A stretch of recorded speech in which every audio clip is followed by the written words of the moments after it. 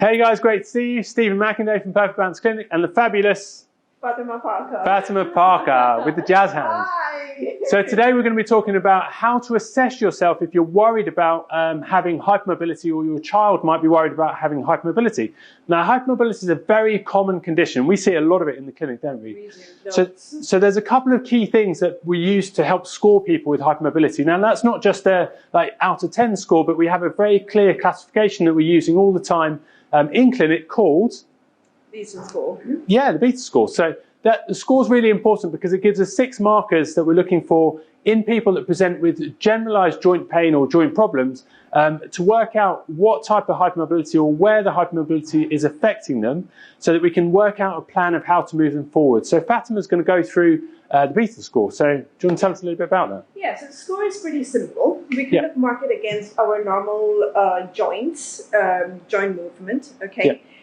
But the main important marker is we always look for the thumb. Yeah. Okay, the thumb is very important to know. So if you can do funny things with your thumb, so that is my normal angle over there. If you can take your thumb all the way back and do funny things by flexing it till there and flexing it here, that we would mark the thumb as the main marker, which sometimes we mark as 2 if it is hypermobile. So each of the joints has a score that you give them for Exactly. So for that. Say it is 10 degrees more than the normal flexion. So what's normal flexion? Probably about 80 degrees or so. 80 degrees there, yeah. So we even have to look at the mid movements, or the mid-joint movements. Okay. So say it is beyond by 5 or 10 degrees. Beyond 10 degrees is what we kind of call as 1, and then anything beyond that, where they're able to flex it all the way down there, we would mark that thumb as 2. Yeah. And the thumb is the main marker as always. Okay. So just looking at your thumb there, it looks like it's a little bit hypermobile in one particular joint. Yeah,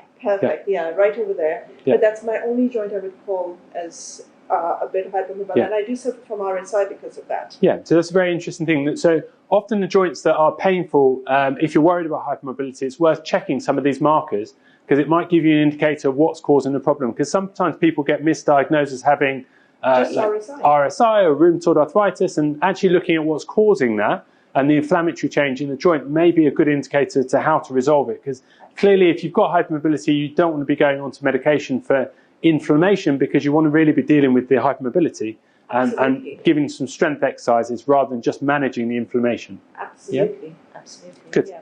So what might it look like? Sorry, Fatima. What might it look like if someone's got hypermobility? So if I bend my thumb back, I can bend mine back to about there. Would you say that's pretty normal? Yeah, that's perfectly normal. So that's about normal there. So someone with hypermobility is going to be able to bring their thumb all the way back to here. So definitely. Those of you at home, put your telephone down or move away from the computer. Have a look and see if you're able to take your thumb all the way back to there. Now, if I force mine, it can go back a little bit way, but what you're looking for is that to go back really easily. Actually bend back. Bend backwards. So the joints here bend backwards all the way to here. Absolutely. Good. So what else would we be looking for? Then we would look at the other fingers. So you can see my fingers. There's hardly any mobility there. There's hardly any flexion extension, there.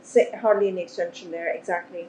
So whereas a hypermobile finger would go all the way back there, you would kind of see a lot of that. And you always feel like your hands are weak and achy. Yeah, good point. So one of the questions I get asked in clinic a lot is about clicking joints. So do you find that there's... Yes, clicking is another thing we see a lot of hypermobile people. Clicking joints, So, and another marker we see very low in hypermobile is vitamin D. Yeah, vitamin D. Excellent. Apparently there's some connection between... There have been some studies which have shown connection between low vitamin D and hypermobility. Yeah.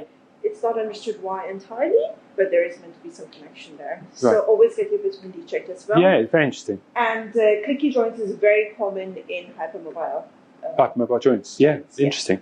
Okay. So what are the signs? So that's 2 signs. So we've got 4 left. So so we would mark that as 1. But if your thumb is beyond 10 degrees, which sometimes is in a lot of hypermobile, we would mark that as a 2. 2, yeah. Okay.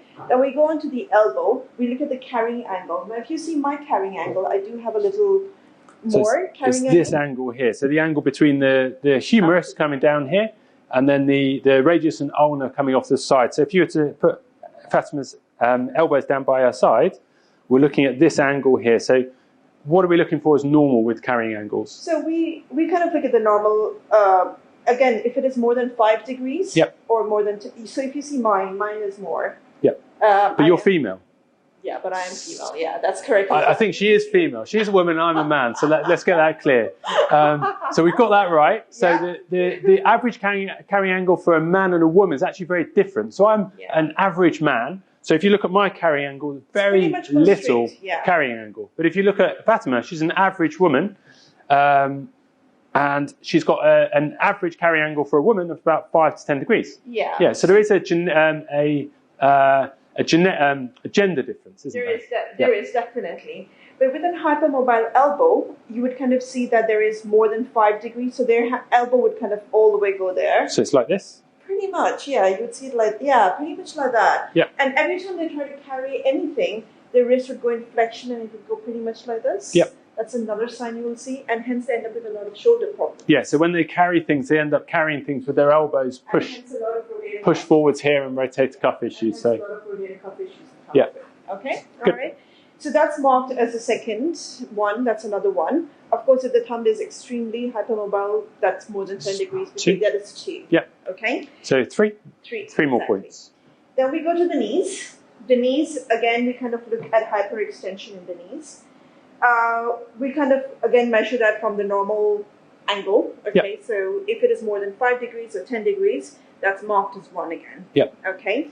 So there should always be a little bit of hyperextension in the knee, shouldn't there? Because we have to have that lock-home mechanism for the knees. So that doesn't happen. But you would kind of see that the knee goes really behind. Backwards, yeah. Exactly. So it's almost like you can't see mine, but let's move back here. So my knees are slightly hyperextended, but that's pretty normal, I'd say. That's quite normal, yeah. Yeah. So what we're looking for is bowed backwards from the side. And sometimes a good marker is you can hardly see the kneecap. Yeah. So it kind of flattens into the joint, the kneecap. That's another way of describing it. Yeah. But and they always kind of feel like they don't have much locking mechanism at all in the knee, and they feel like they've got a very wobbly knee. Yeah. That's another thing they'll kind of say.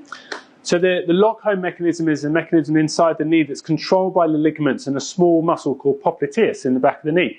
The quadriceps, when they contract, they extend the knee, but this is a passive mechanism that allows the joint to the tibia and the femur to lock home, so they provide very stable extension mechanism. So when you're running and when you're walking, your knee hits full extension to allow you to push yourself off the ground. That's very important because otherwise you end up putting more stress on the joint, so you end up with possible problems with the joint later, stress on the ligaments, and also stress on the muscles around it as well. Inflammation, definitely. Absolutely. And then they come back with a lot of MCL, a lot of cartilage issues as well. So that is something we always need to keep in mind, that are we seeing a hypermobile knee, because it needs to be treated very differently compared to a normal MCL and a normal cartilage injury. Brilliant. Okay, so that's number 4. That's number 4. Then we go on to the hips. Again, with hips, we look at the external rotation of the hips. Okay. They will be able to click their hips out and in, and those are the ones that make the fantastic gymnasts and the fantastic dancers. So I guess there's a couple of other things to watch out for there, because there's a test when you're a baby called Ortolani's test, isn't there? Yes. Which can pick up unstable hips, but there's lots of different reasons why you could have unstable hips, not just hypermobility. Not just hypermobility. So that's quite important to watch out for, I guess, as well. Absolutely, and that's why we don't take hip as a major marker. Okay. So, but the only thing is, you have to be precautious if there is clicking out and clicking in. Then you have to kind of think dislocating. And that's when you have to think, ooh, that is hypermobility, and that's severe hypermobility in the hips. Okay, and then we go on to the ankle. The ankle plays a very major part in hypermobility again, as much as the hands. Okay, you will actually see that they are able to do very funny things with their ankle. They can actually turn it out, and they're the ones who will always complain that they're clumsy, they fall a lot, and very little control. Again, we of course look at the normal angles of the ankle, the normal measurements, and anything beyond 5 degrees, 10 degrees is marked as hypermobility. In terms of dorsiflexion? In terms of dorsiflexion, So 20 degrees of dorsiflexion typically? Yes, pretty much. So we kind of need to look at that, as well as we kind of need to look at the pronate. They kind of overpronate a lot. Their arches fall flat. Yeah, so these are probably the kids that run around with their feet collapsing inwards, their knees touching each other in the middle as well when they're trying to run around. So they look a little bit like monkeys running, don't they? Because their feet are not. They don't look as if they're comfortable running on 2 feet. So That's quite an important thing to look out That's very for. important. And then finally we go on to the spine. So we're laughing because Stephen's Fatima's going to demonstrate this one. So Stephen's gonna show Fatima, this let's have a one. look at how flexible Fatima is. It's my video. Let's have a look at how Okay, Fatima's... fine. All right. So that's how much I can do, guys. Okay, great. So Fatima's clearly not hypermobile. Let's have a look how much I can do. Oh, back to being stiff. Let's have a look. Oh, can you get all the way down? Oh, He's bending his knees. just about touching the ground. But people with hypermobility, they do this very easily, don't they? Very easily. They're able to touch their hands on the ground. They're able to do the cogwheels. And again, they're the ones who make it. And this is not just your fingertips touching the ground. It's your hands flat. Sometimes your elbows touching the ground as well. These people are very flexible. Very flexible. Very flexible. Brilliant. There's one very important thing to mark that a lot of course, a lot of kids between the age of 1 to 3 are naturally hypermobile. Yeah. And they shouldn't be classified as hypermobile. Yeah. Hypermobility starts after that. We kind of mark after that because a lot of parents come in with the concern that my kid is running into or out to, and they think they're hypermobile, but that is not the right age to actually start classifying them. It's good to classify them after that. Yeah. After the age of 3. No, it's very interesting, very interesting. And there's a whole different world for kids that are hypermobile as well. Clearly, they don't want to be taking part in sports that involve lots of impact because that's going to cause problems. But things like swimming, low impact sports, they're very safe exercises for young athletes to be able to take part in as well. So absolutely. It's good news. It can be quite painful for them. Yes, exactly. So not so good. Quite careful for the trampoline. Yeah, especially in moderation, let's say. So not excessive trampoline. But I guess over time they get stronger, so it's something that would be useful to help build strength over time. Absolutely, yeah.